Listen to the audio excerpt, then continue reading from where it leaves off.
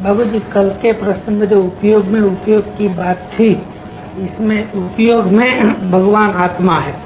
अभी जब भी विभाव भाव चलते हैं उसी समय आत्मा इसमें व्यापक कैसे है?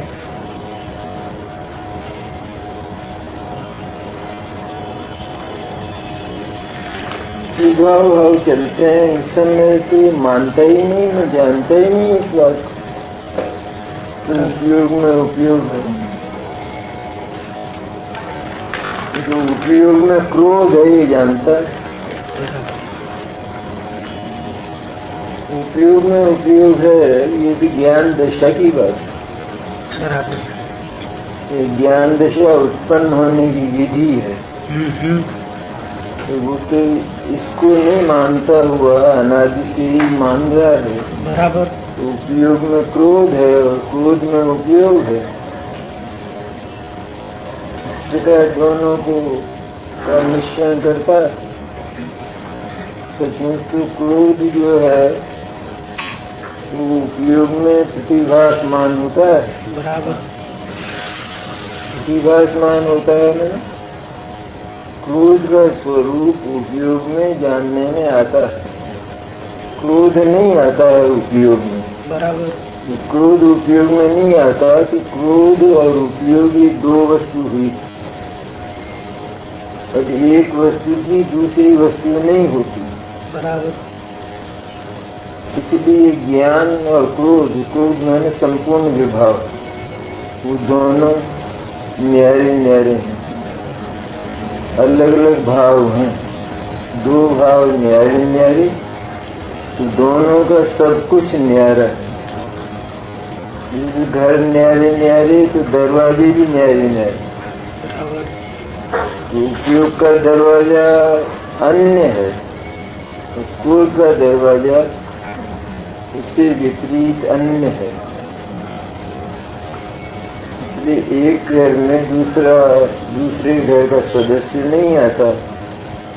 क्रोध अचेतन और जड़ है, यदि ज्ञान है, उपयोग है, वो ज्ञान स्वरूप है, जानन स्वरूप है, जानन भाव रूप है। वो जानता है कि मैं ज्ञायक हूँ, जन्मात्र हूँ। बराबर। ये उसका जानना वास्तविक। इसलिए विभाव भाव के समय की नहीं है ये बात। विभाव भाव मैंने अज्ञान दशा। बराबर। और अज्ञान दशा टलकर जो ज्ञान दशा होती है तो उस समय भी विभाव भाव होते हैं, ऐसा कहा जाता है। मानता नहीं है वो कि मुझे विभाव भाव होते हैं, ऐसा मानता नहीं। जिसको अनुभूति हुई वो ये नहीं मानता है कि मुझे विभाव भाव होते हैं, कहता अवश्य है, उसका नाम व्यवहार नहीं।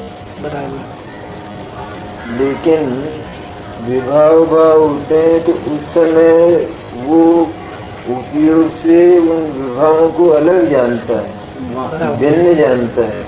इसलिए बात तो वही है ही ना, तो उपयोग में रहा, क्रोध में रहा। बराबर। बराबर।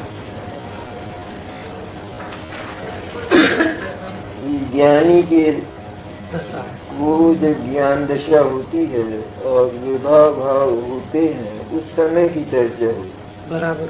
और इससे पहले जो अज्ञान दशा की चर्चा है उसमें तो वो इस बात को जानता ही नहीं कि उपयोग जो है उपयोग में है, आत्मा जो है वो ज्ञान क्रिया में जानन भाव में रहता है, जानन क्रिया में रहता है। ये वो जानता ही नहीं, क्योंकि ये जानता है कि क्रोध और उपयोग दोनों, क्रोध मेरे जानने में आता है।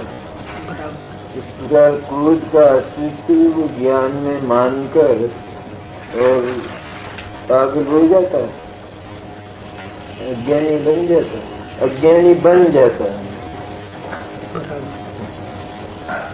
उसी समय जानन क्रिया तो है कि नहीं? जानन क्रिया मिथ्या,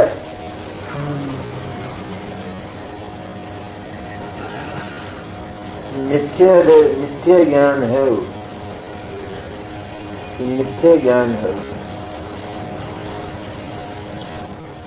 क्रोध जानने में आता है तो ऐसा क्रोध जानने में आता है, ये व्यवहारने का कथन है। निश्चय का कथन यह है कि क्रोध का जो स्वरूप है ज्ञान में ज्ञान रूप जानने में आता है। बहुत सुंदर ज्ञान बनकर, क्रोध का स्वरूप ज्ञान बनकर ज्ञान में आया। क्रोध मेरे जानने में आता है, ये जो वचन है इसमें ज्ञान ही बोल रहा है संपूर्ण रूप, और वो सारी परिणति ज्ञान ही है। क्रोध के प्रतिभास रूप सारी परिणति ज्ञान है।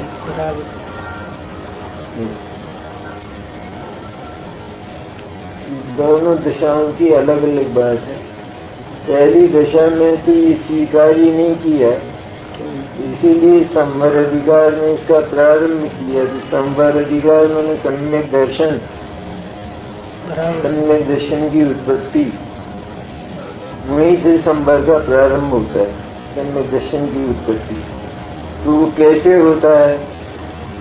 ये विज्ञान और क्रोध को बिल्कुल न्यारा न्यारा जाने, दोनों का आधार, दोनों के रहने का स्थान, दोनों के दरवाजे, दोनों के घर बिल्कुल न्यारे न्यारे जाने, बराबर।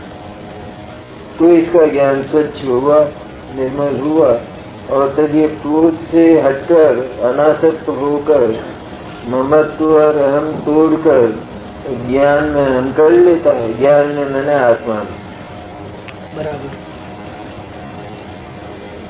तब फिर विभाव मेरे हैं ये बात कहने मात्र ही रह जाती, तो मेरा तो चैतन्य है, क्रोध मेरा नहीं है, राग द्वेष मोह ये मेरे नहीं है, ज्ञान मेरा है, चैतन्य मेरा है। ईश्वर होता है सदा ही, हमेशा ही। तो विभाव दशा में ज्ञान इसी प्रकार परिणमित हुआ है। विभाव के समय भी ज्ञान तो परिणमित इसी प्रकार हुआ है, लेकिन न्यारा न्यारा जान लिया है, यह है उसमें मुख्य बात। पहले भी परिणमित तो ऐसे ही होता था, पहले भी क्रोध कोई ज्ञान में आता नहीं था, और ज्ञान दशा में भी क्रोध ज्ञान में आता नहीं है, बराबर। लेकिन पहले ये आता था ऐसा मानकर और ज्ञानी बनता था, बराबर। तद्रूप होकर, क्रोध के साथ ही तद्रूप होकर परिणमन करता था। इसका नाम कर्ता कर, मैं क्रोधी और क्रोध मेरा कार्य। तब वो ये नहीं कहता था कि मैं ज्ञान स्वरूप चैतन्य और ज्ञान मेरा कार्य, ये नहीं बोलता था। पर मैं क्रोधी और क्रोध मेरा कर्म, मेरा कार्य, ये उसका वचन था। वचन था मैंने उसकी अनुभूति थी, ये अनुभूति मिथ्या थी, मिथ्या दर्शन, मिथ्या ज्ञान, मिथ्याचार्य, अध्यवसान था।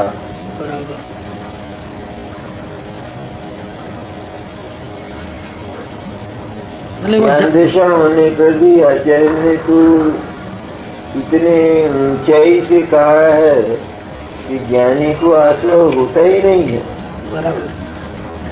राग द्वेष मोह ज्ञानी को है ही नहीं, होते ही नहीं है। तो किसको है कि आत्मा को तो है नहीं, और विषयों में भी राग द्वेष मोह नहीं है, राग विषयों में भी ये नहीं है।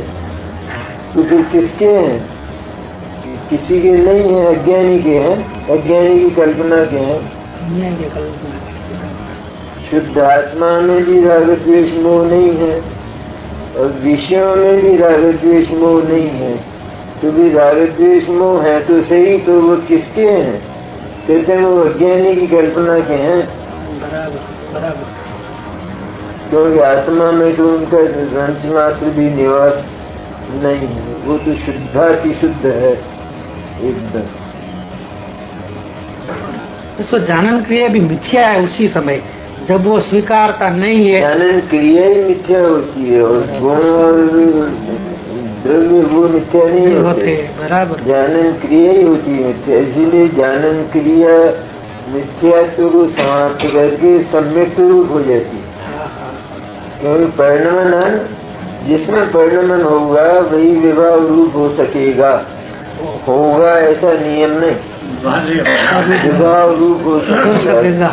क्योंकि चार अचेतन पदार्थों में विवाह नहीं है, बराबर, विवाह क्रिया भी नहीं है, स्वभाव क्रिया ही है सब में चार अचेतन पदार्थ। लेकिन जीव और पुद्गल में केवल इतनी गुंजाइश है कि वे विवाह रूप हो जाते, उनकी पर्याय विवाह रूप हो जाती। बराबर, परिणमन तो दोनों ही में है, इसमें भी है और उनमें भी है। लेकिन ये जो विभाव है ये केवल जीव और पुद्गल में होता है। तो पुद्गल तो जानता नहीं है कि विभाव क्या चीज है, इसलिए उसको तो सुख और दुख नहीं है। लेकिन आत्मा जानता हुआ इस विभाव रूप परिणमन करता है, क्रोधादि रूप परिणमन करता है। क्रोधादि है नहीं वो, लेकिन क्रोधादि को आत्मा से तद्रूप मानता हुआ परिणमन करता है। इसका नाम कर्ता कर्म की प्रवृत्ति है। इसको कहते हैं कर्ता कर्म की प्रवृत्ति।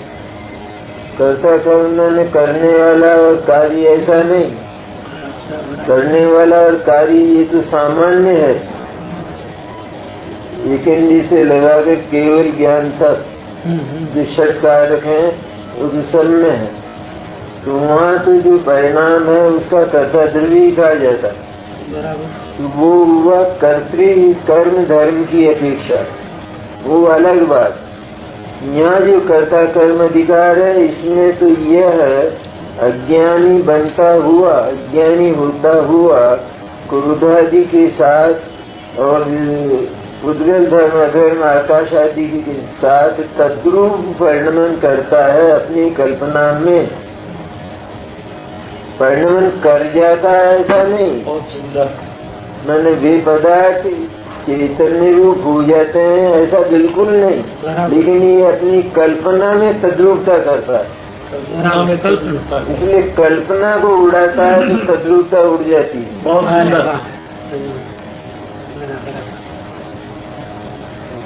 लेकिन है वो वास्तविक स्थिति।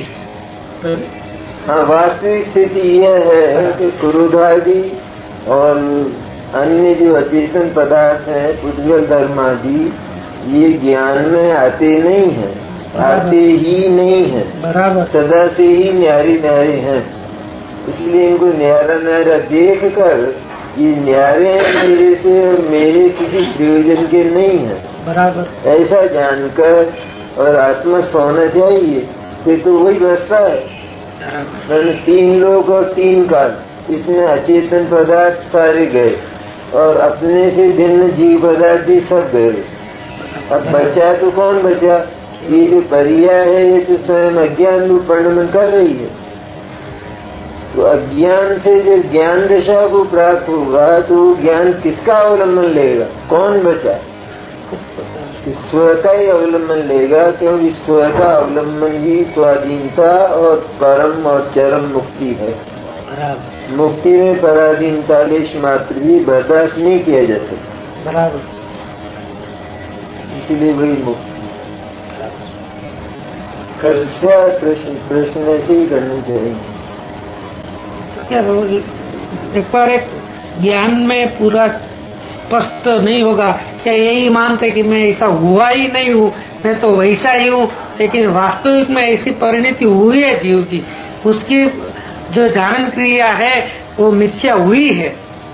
जानन क्रिया मिथ्या हुई है, निश्चित, बस निश्चित, हाँ निश्चित मिथ्या हुई। श्रद्धा में मिथ्या दर्शन हुआ, ज्ञान में मिथ्यात्व हुआ, चारित्र में मिथ्यात्व हुआ। मिथ्यात्व में मिथ्या हुई, इसे मिथ्यात्व केवल मिथ्या दर्शन को भी कहते हैं। ये तीनों मिथ्या हुए अपने परिणाम में, परिणति में, पर्याय में। श्रद्धा भी मिथ्या, ज्ञान भी मिथ्या, चारित्र भी मिथ्या, और एक दूसरे के कारण से नहीं, स्वयं अपने ही उपादान से मिथ्या हुए और अपने ही उपादान से सम्यक होते हैं, एक दूसरे के कारण से नहीं। निमित्त निमित्त भाव भले ही बनता जाता हो, बनता जाता अपने आप, वो कोई बनाया नहीं जाता, लेकिन ये निश्चित रूप में मिथ्या हुए हैं। इसलिए जिस समय ये मानता है कि मैं क्रोधी हूँ, क्रोध मेरा कर्म है, तो उस समय आचार्य इसको कर्ता कहते हैं, क्रोधादि का कर्ता कहते हैं। तो उस समय तक, उस अज्ञान दशा तक तो उसे क्रोधादि भाव कर्म का कर्ता ही मानो, जड़ का कर्ता तो वो कदापि है ही नहीं। लेकिन क्रोधादि भाव कर्म क्योंकि उसके निकट पैदा होते हैं, उसकी पर्याय में ही पैदा होते हैं, इसीलिए उनका कर्ता उसको मानो। जैसे सांख्य जो है वो अकर्ता मानता है, उसके उत्तर में आचार्य ने कहा कि सांख्य तो अकर्ता मानता है आत्मा। कहते नहीं, ऐसा नहीं है। जब वह क्रोधादि के साथ तद्रूप होकर अपनी कल्पना में परिणमन करता है तो उसे कर्ता ही मानो अज्ञानी को। और जिस समय वो क्रोधादि से भिन्न अपने शुद्धात्मा का अनुभव करता है, उस समय उसे सर्वथा कर्ता ही मानो। वहां से लेकर वो सदा के लिए, अनंत काल के लिए सिद्ध दशा तक अकर्ता हुआ।